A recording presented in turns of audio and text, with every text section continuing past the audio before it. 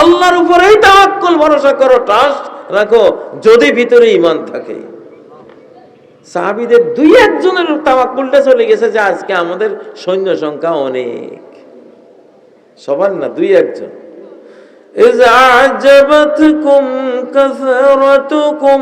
যখন তোমাদের সৈন্য সংখ্যা তোমাদেরকে খুব আশ্চর্যান্বিত, আনন্দিত, অভিভূত করেছিল যে আজকে পরাজিত হব না, সেদিনই পরাজিত হয়েছে।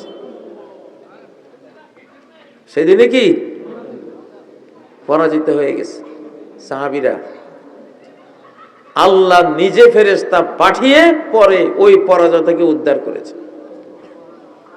নবীজি যখন এক মুঠ বালি নিয়ে শাহাতিল উজু বলে নিক্ষেপ করেছিলেন, কঠিন যুদ্ধে সাহাবীরা হেরে যাচ্ছিল, এমন অবস্থা, নবীজি যে এক মুঠি মারলেন, এক মুঠিকে হাজার হাজার মুঠি বানিয়ে প্রত্যেক কাফেরের চোখে এক মুঠ করে আল্লাহ মারছে।